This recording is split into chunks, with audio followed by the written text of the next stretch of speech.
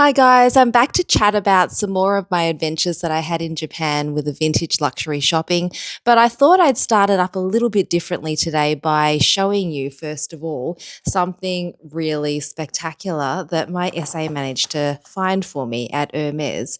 Now, this piece is so interesting because it is a piece that I've waited for even longer than a quota bag, which is quite bizarre when you think about it because most people, when they're waiting out an item, they're waiting out for something like a Kelly or a Birkin.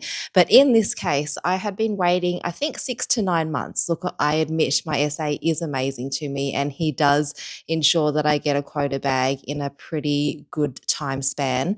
So for me, 6 to 9 months felt like a fairly long wait, and I had brought it up every now and then with him just in case he'd forgotten. And in fact, there was one moment in time where he'd said that he was able to get one for me and it was coming into the store. But then shortly after that, he said that he wasn't able to reserve it for customers. And so I can only gather from that that it had unfortunately been passed on to another customer. And I understand that, if you're there and it's the right time, then I guess you truly deserve to win that mini lottery of being at Hermes. So here is this special piece. I'm just going to clip on so that I can run over what it is with you.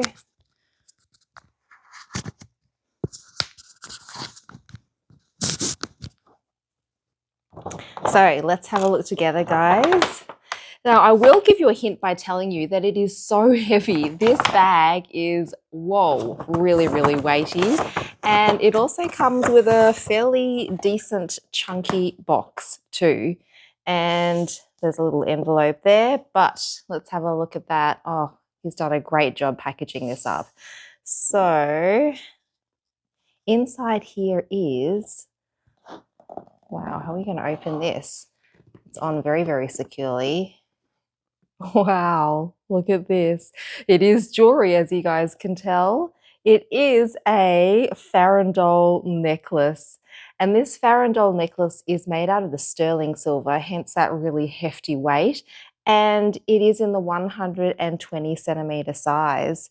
And it comes in this really, really intricate box. You can see that there's all these like little buttons, and the reason there are all these buttons is to make sure that when the necklace is properly secured, that the sterling silver doesn't clash and scratch against the other pieces, because sterling silver is just really one of those special, unique materials that it does oxidize over time. So right now it is in a very, very shiny silver color here. Hermes has been doing this sort of sterling silver since 1927, and they actually put a thin layer of pure silver over the whole entire necklace after it's been done.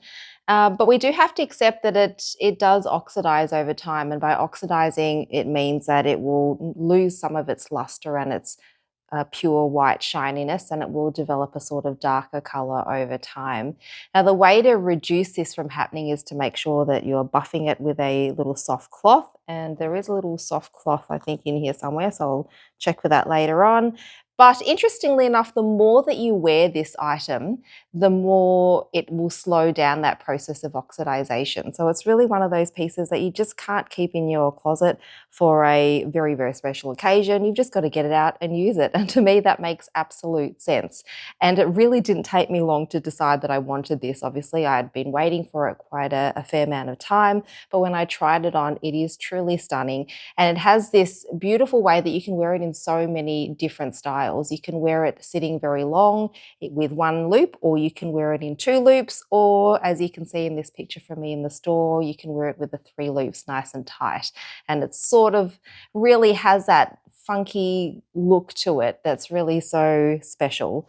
And I think that this is really going to be something that's going to be used quite a lot in my collection. The other thing you need to know, that humidity and heat is the other thing, of course. I do remember him saying that humidity and heat really doesn't suit this sort of silver jewelry. But look, I live in a place in this country that doesn't have a lot of humidity and heat all of the time. There is some of it occasionally, of course, so it will not affect me a huge amount of the time. But I guess if you're living in the tropics or if you're living close to the equator, that may be something that you'll have to seriously consider if your house is temperature controlled or if your closet is temperature controlled enough in order to be able to look after one of these pieces adequately. So I'm going to lift up the flap just so you can have a look at the entirety of it a little bit more. And so you can see this is the top bit here, and that will lead to the rest of it there. So the 120 centimeter is in fact not the longest style they have. They have it in an 80 centimeter, which looks best as just looped once. This one can loop 3 times, and then there's also 160 centimeter one. I can't imagine how heavy that would be wearing that one, to be honest, because this is really, really weighty. And you can also use this one as well as the 160 centimeter as a replacement for a bag strap. So you can hook it into a bag or a wallet that doesn't have a strap and then have this beautiful style that will replace that bag strap, and you can use it as an evening bag or just to glam up a daytime outfit. So I'm just going to pop this here for a moment and just run over. There's a little certificate in here that has just some information about the fact that it's a precious metal, and it really just says that there's no coloured stones on there, and then it's just got a stamp of the store name, the date of purchase, and that it's 925 thousandths of sterling silver. All this is sitting next to a vintage Louis Vuitton Murakami multicolour monogram bag that I have from many years ago. And the reason why it's here is I did want to chat to you a little bit about some of the vintage shopping that I did in Japan. Now, I didn't pick up this piece in Japan. I've had this from the original Murakami collection, but I did see a huge amount of the multicolour in the vintage store that I went to. So I went to this place called Nuir Vintage in Tokyo. They had a really, really relaxed sort of environment about handling the bags, for most of the bags that is. And really, you could try on almost anything. The only thing that was behind the glass cabinets were the very, very high valued pieces. So things like the Kellys and the Birkins and some of the croc leather bags from some of the other designs. There were a few sort of assortment of other pieces that were popped in there as fillers. Of course, little accessories, jewelry, that sort of thing was behind glass cabinetry as well. But all in all, a very, very relaxed style and quite different to Ginza Xiaoma, which I went to last time, which was very good at sort of duplicating that Hermes boutique style. This one was sort of very chill. They had some really funky music playing. This was really sort of supposed to appeal to a younger crowd who might be more interested in buying these different variations of vintage bags. And it was a great experience. It was the first actual vintage experience I had in Japan. So I had this one before my Ginza Xiaoma experience. And I was a little bit nervous actually, because I'm not used to going in and not having someone trail me around a little bit and keep an eye on me as I'm touching the different bags, but they were extremely relaxed about handling them. And it was just an absolute place of eye candy. All of these things just sitting out there, and really anything that you want is probably sitting somewhere in that store because it was absolutely chock full of vintage bags. You can see here this rainbow Chanel boy bag. A lot of these Chanel boy bags are in the slightly larger sizes, plenty of black colours, so just black in every design really that you could possibly ask for. So black, I guess, still is a very, very popular colour in many designs. And I know that the Japanese people are a bit more adventurous and do tend to go for colours. But if you're looking for a black bag in anything really, this is the place to be able to go and find it. And a really fascinating plexi two-tone cocoa flat bag. This is like a fun bag, but it did remind me a little bit of some of the plasticky bags that some kids will sometimes cart around when they're playing. Of course, it's Chanel. The price tag would not be anything like a kid's bag, but that's sort of what it reminded me of. And there was a whole section, a smaller section, of course, with some silver jewelry. And I did see people were moving on some of their pre-spend items. There was a few Shandong bracelets in here in the sterling silver, sort of like the bracelet version of what I've bought here. These were all sitting in the cabinet, and you could certainly ask a staff member to try these on. They had them in the GM and the medium model there. And a just absolutely eye-boggling amount of a variety of highly coveted non-quota bags. So I was really not used to seeing so many non-quota bags sitting in one place. A lot of oranges and pinks on this stand here, vibrant Pickertons, all in a slightly larger size. So I don't think the large size is really coming back yet. There does seem to be a lot of large bags still sitting on the market at the moment. We are still gravitating towards the smaller bags, and that's why these bigger bags are still sitting around. There's some garden parties and beleads, really just a whole plethora of different bags that you could try on.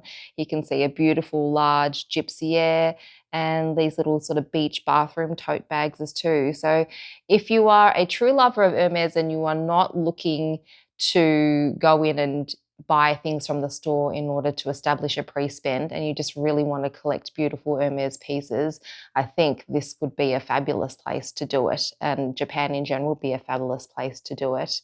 And I really sort of stop and froze and saw this crocodile embossed reissue 2.55 in the Chanel. This is just, it screams awesome, doesn't it? And that's a pretty amazing price point for Chanel in general, and also for such an individualized bag too. And if I was still venturing down my Chanel obsession, which I used to have a while ago, I think that would be really one that I'd love to try. But for me, Hermes has stolen my heart, and really they're the ones that I'm going to stick with. And here you can see a Louis Vuitton Virgil Abloh Christopher iridescent backpack. Wow, look at that. And this Papillon sunrise bag too. So just some really stunning colors. Look, I love pink. I love shiny stuff. This sort of thing, it's gorgeous. It'd be great to really pick up these pieces on the secondhand market. I did see a vibrato, a Kelly vibrato in the glass stand. I did see that Jess from Jessie Style, she was also vintage shopping in Japan too, and she picked up a beautiful vibrato bag in the Belize style. And look, there was quite a few of these vibrato styles that I saw around at some different stores, and they are truly unique. And there was also some fabulous Constances. Like, I know that a lot of people have been chasing Constances. They were at some point sort of seen like almost like a quota bag. I'm not sure if they are now, but they are certainly a very loved bag, and you can get them in a variety of colors here. If you are not someone that is looking for a neutral, I think you can bag an absolute bargain with some of these lesser known colors. And there was a Kelly Adu in yellow. For some reason, I took video footage of this, but I should have probably stopped and asked to try on that Kelly Adu. I was a little bit intimidated considering this was my first vintage store to be shopping in at Japan. So I didn't actually try on any of the more premium pieces that were sitting behind the glass counter. But I wish I had, because once I went to visit some other places, I realized they're quite relaxed at allowing you to try these on. But this was a very, very beautiful Kelly bag, and I think it would have been a great piece to try on. And there is a whole bunch of Louis Vuitton luggage sitting here, those big sort of Hermes little mini silo, I don't know what they're called, silo cam thingies that you can put on as decorative pieces in your house. I don't know how I'd bring any of this home, but the luggage, of course, if you had space for the luggage, you would bring luggage home. And you can see this pretty awesome setup of a large shoulder Birkin in this light color, and with a crockless Kelly next to it. I mean, seriously, in most vintage reseller stores that you would see in the country that I live in, those two would be the standout pieces, and they would be sitting front and center of the store. And it was just sort of funny to me to see these two really special pieces just sitting so close to each other, tucked in together, because really there's not enough space. There's just so many fabulous, special, unique bags out there to see. So what did I try? So I did try on a garden party. I'd never tried on a garden party before. I basically tried on the stuff that was just sitting on the stand that I could just pick up. And this garden party was like in a red tone, a bit plain. I have seen garden parties worn on other people, and they always look really fabulous on them. I don't know, for me, it just, I can't carry it off. I don't know why, but it just seemed plain to me. And I did also try the Believe 31. I mainly tried this because I'd never tried a Believe before, so I wanted to get a sort of feel for it. You can carry it, and there's also a long strap to go over your shoulder. But also I wanted to feel what it was like to wear gold. And I hadn't tried on the gold leather in any style at Hermes before, and it was just nice to be able to see it against my skin tone. I honestly don't know if gold works with me, but it's an interesting one. I think I might need to try that on in another style at another time, and maybe I did. You'll have to stay tuned for some other videos to have a look. And it really sort of, it's a great way to try on things that you can't normally see at Hermes. So vintage shopping allows you to see different leathers, see different colors, see different sizes and styles that are so rare, so hard to come by at Hermes. And even sometimes when you do see them at Hermes, they're behind the glass counter, and it's just really hard to ask someone to just pull one out for you to try on. So these sorts of experiences are fabulous, just to have a deep dive and have a look at the different sort of products that Hermes makes. And it sort of gives you a bit of a deeper knowledge of what they're really capable of. So as I said, this was not an experience where I did bring a bag home from this particular store, but it was for me just like gobsmacking to think that so much product was sitting in this one particular store.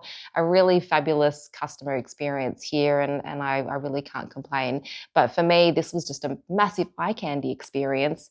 And so thanks for joining me today. I will continue to enjoy and love this piece, and we'll catch up soon, have another chat. I have picked up some other pieces too.